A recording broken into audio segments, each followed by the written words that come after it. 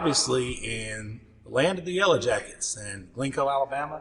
And we're here with a very special young man. I'm going to let this young man introduce himself at this time. Hey guys, my name's Drew Hall, head softball coach at Glencoe High School. Coach, we got the gun shop of Gadsden's come on board and did a real big sponsorship with us. Kind of been on a hiatus for about 2 weeks. I was out of town, but I'm back now. Appreciate you sitting down with us, obviously, because everybody wants to know about their schools, teams, obviously, and then Glencoe is no different than anybody else. And the gun shop of Gadsden obviously wants to be involved in all these communities, and appreciate you taking time out of your day to do that with us. Yeah, and I'm very thankful for the gun shop too, and like you guys who put so much time into this, and not for me or the coaches or any of that stuff, but for these kids. Because I mean, this is their moment, this is their memories that they'll have, and so the stuff that you guys do, the interviews and everything else, T-shirts, players of the week, all that fun stuff. I mean that's what they remember, and they eat it up. And so, I mean, you guys have really found a niche. With the way the culture is today with social media and everything else, everybody loves to see their picture up there. So, what you guys do and, with your sponsors like Sparks and, the Gun Shop of Gadsden, it makes all that possible. Dude, it absolutely does. It helps us reach other people. But now, diving into this team specifically, Coach. Okay. We rewind the clock a couple of years ago. We didn't have spring sports. And last year, we were still in disarray of what it was going to look like. And we got a full season in and a very successful tournament, state tournament even, all the way down in Oxford right here in our back door. But heading into this season, you got your legs back up under you, knew what to expect. Just take it from there. Take us from the off season to where we are right now. Yeah, we were looking forward. At the start of school, it was still kind of a little bit up in the air. You're never, we're kind of waiting on that bubble to break a little bit. We may go home for a few weeks. We knew they wouldn't shut us down completely, so you could kind of prep for a full season of sports, which we got real lucky. The kids worked extremely hard in the off season. A lot of my kids, some play multiple sports, some just play softball. So we got to do some skill development and stuff like that, and some weight training. They love the weight room. Is that sarcastic? Yeah, there's a little sarcastic. Like, man, like they know it's good for them. I'll tell you one kid, a senior, we got Kaylee Higdon, a great player. She's going to go play college ball at a JUCO. But I told her, I was like, hey, look, if you'll just commit to this weight room, I promise you'll double your power numbers. And so I think she had hit like 2 home runs before in the season. And so about halfway through this year, she's already got 5. And so when she passed it and hit the third one, I told her, I was like, hey, look, that's just all weight room. And she just starts laughing, going around third base. But it's kids like that. And I mean, it's not all the weight room. She puts in tons of hours on her own, putting it, working on her swing. And that just goes about with a lot of our kids. And they've all been just kind of chomping at the bit to have a normal season. Because they were a part of my seniors this year, and even the kids on the team, they were a part of that year where it was, hey, the COVID year, we'd played 3 games and then it was done. It was over. So getting to play a full season, get to go play all the tournaments, it's been really nice.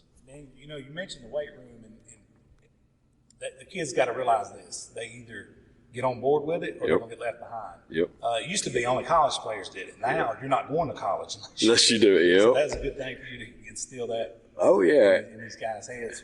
And I mean, we got great people like Jamie Barkley, who does volleyball, with us, and she's down here in athletic PE, and Coach Badgett, he does girls basketball. So we got a good group down here working out the girls, and really just pouring into all the athletes, which is nice. I mean, because between those two and me, it's not just, okay, well, I'm only focused on my softball players.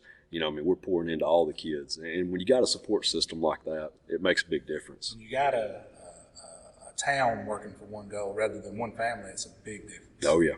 Oh, yeah. And one thing Glencoe's always been known for is family atmosphere. I went here in elementary school, and I remember even back then going to football games and things, and it's like everybody's here and everybody supports them. And it's still like that today. Talk about this community here at Glencoe and how special it is. Man, I can't brag on this community enough. I'm the youth pastor at First Baptist Glencoe too. Dude, that's a job all in itself. Oh yeah, listen, but I mean, I can just tell you, just my church family, with some of the stuff that I've walked through the past year or so. My wife has cancer, and she's doing well. God's really blessing her. All the tests and everything's come back well, but we dealt with that. My daughter was diagnosed with autism right at that same point in time, and man, the way that church family, just loved on you. I mean, it was special. Oh yeah, I mean that's what it's supposed to be. And so that's, really, it means the world to me because, you just have those people and just out of nowhere, they'll just come up, put your arm around you, hug you, and say, hey, I love you. That can change the course of everything. Oh, it can. It's something that simple. It is. And that's what I try to tell my kids all the time. And even my kids in my classroom, I tell them every day I love you. Every day I love you. And that's important to me. When I first started teaching, I had a kid, I told my kids that, I'm gung-ho, first year teacher, like, hey, I'm going to change the world. And I always told my kids, hey, I love you. Hey, I love you. And I had a kid one day say, hey, Coach Hall, you're the only person every day that tells me I love you. That's what I was about to say. There's no telling how many of those kids who only have you telling them that didn't mention it to you. Yep. And so, that stood out to me from 9 years ago. And I've carried that with me too. And I know, they get tired of hearing me say it. But not just my players. And I think that's important too. I think sometimes as teachers, and coaches, we kind of get wrapped up in our family and our players and our team. But man, this is about the kids and the kid business, and it's every kid in that classroom. And they need to hear it too, not 100%. Just the ones that play for you. Even the ones that are naughty, on the naughty list. Yep. Because sometimes that'll help them get off the naughty list with Santa Claus. That's what I joke with my pastor all the time. I said, I think I'm the only youth minister in Etowah County that has to get on to his kids. Hey, somebody's got to. Oh yeah. So now, let's change gears. Here at Glencoe, girls athletics has been pretty good. Oh yeah. I mean, really good. And you knew you had a pretty good core of girls coming back on this year's team. Dive into this team. Let's just start from like your seniors down. Who are your leaders in this particular team? Yeah, Kaylee Higdon and Chloe Jones are my two seniors, and they have done you guys pretty young. Yeah, we're pretty young. We start one senior and then we start three juniors and the rest are sophomores. So it's pretty young. But Kaylee and Chloe have been amazing. They are just hungry and wanting to leave it better than they found it. And that's something I told them the other day. Like last year, I think we were 14-19 or something like that. And so when we got past that, I said, hey guys, no matter what happens, y'all left it better than you found it. And that's always an accomplishment. But a lot of that goes into, like you said, how big girls programs have been here. And that's on the back of John Blackwell, who's at Sandrock now, but he was here forever in the girls programs that he built. Jason Gilley was a softball coach for a long time, and he kind of helped build that up. Blackwell actually won. Did he win the state or he went to Final Four? That's right. And then Tommy Stanley, who was the head coach before me, and just all the hard work that they poured into it. And that's kind of the deal now, is just trying to keep it going. And that's why I'm proud of those seniors, because they have, and leaving it better than they found it. I got three juniors, Haley Hanners, who is killing the ball right now. She can crush a softball. Kinsley Gray and Jackson Sizemore are my shortstop and second base. And they are tough up the middle.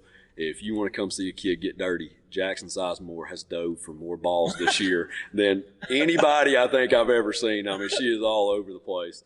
Need that grit, yeah, and then the rest of them are sophomores, man. And I got some awesome sophomores. Both my pitchers are sophomores. Summer Crump and Jordan Morris.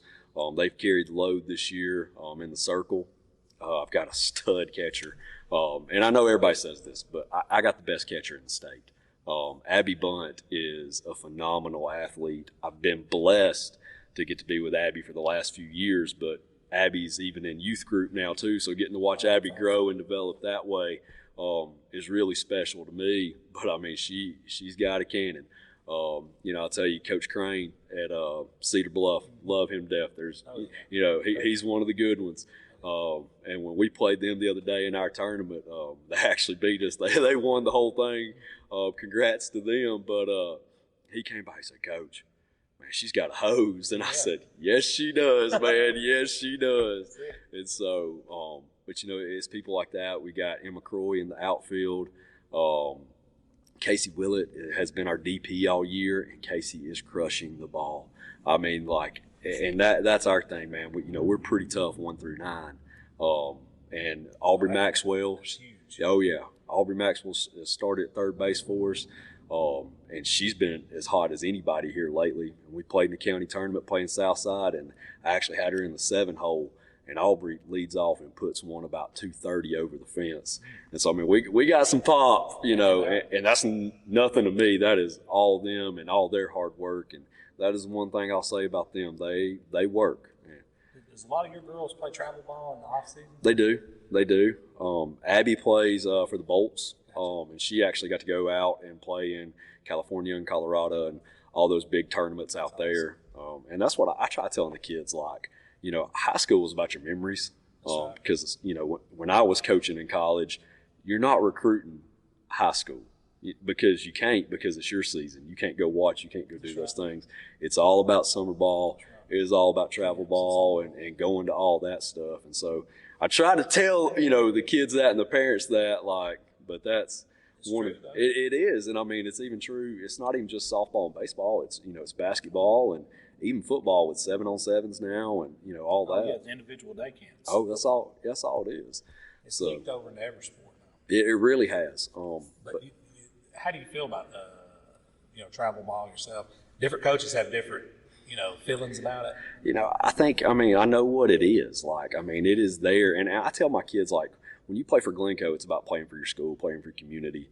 You're playing for your friends. You know, it's about getting out of yourself and into the team. Mm-hmm. And in travel ball, you need to be on a team that's playing you at your best position and giving you the most exposure you can because, I mean, it's a business decision, really, because, I mean, if you're trying to get a scholarship, you know, you need to get in the best place that you can be and say, hey, I'm a third baseman. So if you're playing left field on your travel ball team, well, you're not showing college coaches your best spot. Right. And so, I mean, that's, you know, one of the things. I think it's more individual.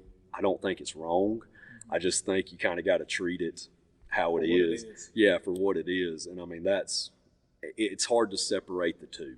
Some coaches don't even want their kids playing. Oh, yeah. I've never understood that. And I mean, like, you got to want what's best for the kids. That's right. And if their dream is to go play college softball or basketball or whatever, then, hey, you got to do those things to give yourself that opportunity. I agree. And, I mean, I saw it from the other end when I was at Sanford. And it's just like you said, the day camps and stuff like that. That was some of the best ways to, you know, that we could recruit and get to know kids was because we got to spend time with them. And there's so many NCAA rules and stuff now where even if you go watch a kid, you can't talk to a kid. And it's way more, and I don't know if you had coaches tell you this, it's way more than what you can do. Oh, yeah. It is personality and character and everything else. Because I can tell you, there were some stud kids that we were looking at, and we would go look at their Twitter, and I mean, it was like, hey, we can't recruit them. No. You know what I mean? And so kids need to be educated on some of that stuff. Yeah, they do. And doing interviews such as these helps kids as well because they're going to be interviewed. It's like a job interview. It is. I'll tell you a funny story real fast, not to change the subject, but it goes along with what you said. We were at Super 7 this year, and Lane Kiffin was there at a game. I'm not going to use whose dad it was, but it was a high-profile dad that was talking to me on the fence. And he's got multiple sons that are D1 offered, and one that just committed to Alabama. And he was wanting to talk to Lane. And I went up to Lane Kiffin and I said, hey, this gentleman wants to talk with you for just a second, you know, if you got a second. He said, man, I know exactly who he is, and I'd love to talk to him right now, but he said, I can't. Yep. And I mean, that's just how it is. So I can't say a word to him. And if there's too many people here, and he said, if I get called, I'm going to be in big trouble. Yep. And I said, here we are in a state championship game. And he's like, I can't talk to him. Yep. And I was like, man, you know, that's crazy. And it's so funny, you know, you can do that, or you can't do that, but you could do so many other things. You know what I mean? Like you can stay up, and I've actually had a kid, Kobe Jones from Mountain Grove, told me he'd be up with Xavier's coach at 2 a.m. Yep. Playing PlayStation with him online. Yep. Like, you can do that. Perfectly legal, but you can't speak to him in person. Like, yeah. I mean, you know, it makes no sense. That is insane, man. But, man, you having so much youth on this team, and, you know, you have two seniors, but you have leadership, people who have game experience. How have you managed to get that message across to this youth? Some of these girls that may be their first time on varsity. Well, how have you relayed that message to them? What I've stressed to them is just enjoy the moment. Mm-hmm. Because the way softball works, baseball, it's all about the season. Do you win the series? And then, you get to go to the playoffs.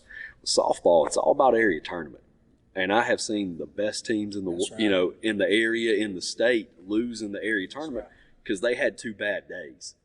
And so, that's why I try telling the kids, like, hey, don't put everything on one little moment, because you can have a bad day when the ball doesn't fall your way.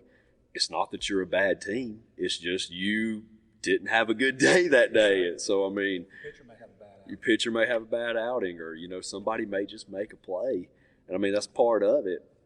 And so trying to get them to, hey, just enjoy the moment and try to win each game.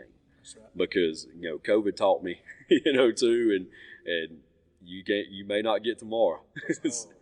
You may not get it. So enjoy this moment. And that's something that they've done. With coaching girls, it's always an adventure. I think that's the best way to say it. But man, like, I'm blessed with good kids. And I know everybody says that, but if just the people that my kids are, not the players, like, that makes it 100%, one of the best things in the world. Another question, since we own Average Joe's, we don't have a boss to talk to. I love to ask this question.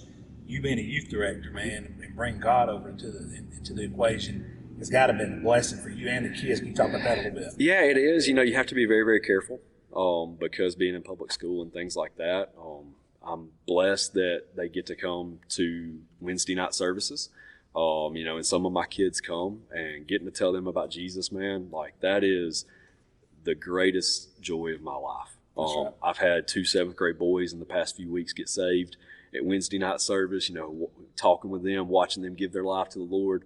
Man, that's better than any win, I could ever have. Oh, yeah. That's a big win on another level. It's a win on another level. And so, trying to just, and we talked about that actually yesterday with the kids, like, I told them, I said, hey guys, when people get mad at me or parents get mad at me or something like that, and everybody says, well, why don't you just get mad back? Well, that's not the kind of person I'm trying to be. Jesus tells us, hey, to turn the other cheek. And man, that is hard. That is hard sometimes, but that's what we're supposed to do because that's how we honor him. And so, that's what I'm trying to do in everything I do, how I talk to the kids. And I'm not perfect, and I'm sure I screw it up more times than I get it right, but trying to say, hey, when they look back on it, I just want them to be able to say, hey, Coach Hall loved me. That's right. And that, if I did that and I could show them, that, hey, it wasn't me, it was God through me, I did my job, man. You got him working with you, buddy. Ain't many of them that can work against you. Oh yeah, I know, and that's and like I said, that's just a big part of my life. I didn't even tell you this beforehand, but I actually have a book coming out. I wrote a book this past fall. God just put it on my heart, and so awesome. A Christian publisher picked it up, and they're going to put it out. About coaching? No, it's actually called Tier 1 Christianity. I took the lessons and heroes and maxims of special operations community. Tony, he's close with me too, and I drew connections between that and the gospel of Jesus and being a disciple. And so, it's interesting. The disciples went through some trials and tribulations, buddy. They did. And, it's like we talked about with my wife, going through cancer. And one of the things that I remembered when we were in the car after one of the first doctor's appointments, and, man, I was a wreck. You know what I mean? We didn't know how bad it was, didn't know anything about it. You hear that C word and, your heart drops. And so I remember, I was crying in the car, and I remember I was like, hey, I got to be strong for her right now. And I said a little prayer, and God took me back to something that I read in Mark Owen's book. He was a Navy SEAL on the Osama bin Laden raid like 8 years ago. And it was stay in your 3-foot world, control what you can control. And so her whole going through that process, and man, she's the strongest person I know. My wife is the strongest person I know. But watching her go through that and just trying to control what I could and not, focus on the things I couldn't, because I couldn't make tests come back quicker than they did. I couldn't make doctor's appointments happen the next day. There's a lot of things that I just couldn't do, but I could love my wife. I could make lunch for my kids, you know what I mean? And I could be that. And so when God took me back to that, that's really where the idea from the book came from, was something that I just kind of lived through. That's awesome. And so that was kind of my fall project, and that's what I just wanted to share, with everybody. because I mean it means it helped my life so much to stay in that 3-foot world and trust God with everything else. That's right. Well, yeah, that's what his teaches you. That, let him handle the wars. Oh yeah. You just basically channel through him, or he's channeled through you. That's true, man. That's an awesome way to look at it. But sometimes we lose focus on that, and we try to do things our way, and 90% of the time it ends up in a bad situation. And that's what I mean. Like this team, I love them to death, and that's what I try to talk to them about. Hey, do everything out of love. Everything out of love. How you talk to each other, out of love. How you treat each other, out of love. Because, I mean, that's what we're supposed to do. There is one team, and you know this as much as anybody, one team gets a blue trophy. That's right. And, I mean, so one team's going to be happy at the end of the year, and everybody else is upset. So everybody gets a chance to play for it. Everybody gets a chance to play for it. But you got to, what are you carrying with you from these lessons? What do you carry with you from the bad days or the hard games or things like that? That's going to help you when you're our age and you're not playing anything anymore, So that's what I'm hoping sticks with them. Was that Josh Niblett saying where he says, one day that ball's going to stop bouncing. Yep. And you're going to have kids of your own. You're going to be at work. Your wife's going to be sick. You're going to be sick. You're going to get up and go to work. You're going to stay at the house. Yep. All that's getting figured out right now. Yep. That's true, though. Yeah, I mean, it really is. I mean, that's something that, Life lessons. Life lessons. Dude, that's you being able to reach people in the youth and then coach as well. That's a huge thing, man. Because I've always looked at people that do that and using that as their background and opening doors for some of these young girls or guys wouldn't even have that opportunity. Oh yeah. If they didn't come in contact with you. Well, we got people like, I don't know if you know Brian Mintz. Yeah. Okay. Yeah. So Coach FCA. Mintz, he's our FCA guy for the county, man, and he does so many great things. And getting to use that, especially with athletes. I don't know, Robbie Davis? Mm-hmm. Okay, so, man, Robbie is killing. He's a youth pastor out at Cross Creek, man. They've got it going on. He is just on fire for the Lord. But I remember him telling me about their FCA huddle they did at Southside. And just all the guys coming to know Jesus through that. I mean, that's what it's about. You don't see a whole lot of, banners or, anything like that, but that's the stuff that's going to carry on for eternity.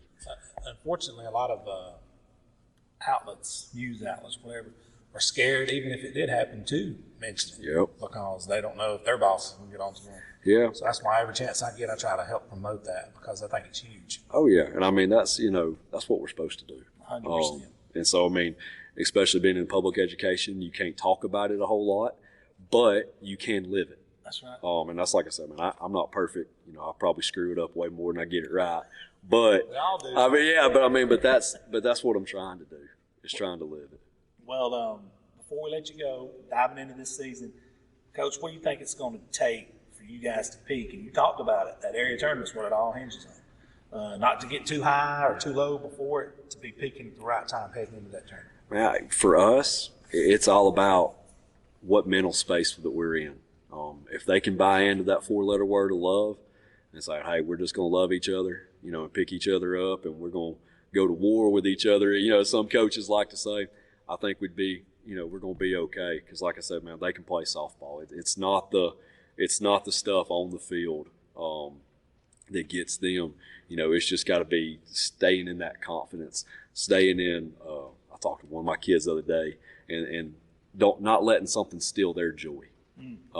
And that's big. A lot of times parents can yell at you from the fence, or boyfriend can break up with you. Man, first tournament we had this year, I had 2 girls have their boyfriends break up with them before we played, and I'm like, y'all couldn't wait till Monday? Like, I mean, like come on. And so that affects kids. Oh, it does, yeah. Huge. And so I mean, like, if they can stay in that mental space where, hey, no matter what's going on the outside, I'm not going to let it steal my joy. That's right. And I'm going to go play the game with 100% heart and 100% effort. Man, we can be tough to handle. And so that's what I'm hoping that where we're at the end. 3A girls is tough. Oh yeah. There's so many good teams. And look, we ain't got to go to Mobile to find them. No, they're within 20 miles of you right here. There's several. Listen, our area is tough. Geraldine is one of the best teams in the state. They got a heck of a pitcher. Hoax Bluff is tough as nails. Kylie Blackwell is a heck of a pitcher for them. Coach What's her name? Latronico. She's batting what? I don't even. I mean, like, you know, they're She's got one of the highest batting averages in the state. and that's our area. Yeah. You know, and then by the way, there's Collinsville in there too, Oh, yeah. and I mean they Another are. proud pro. Oh yeah, so I mean, like, that's just us four. Yeah. You know what I mean? So That's right. that it's going to be. Big war. Oh yeah, and that's not. You know, we go to Albertville for our region this year, and then you get up into Plainview and them going north.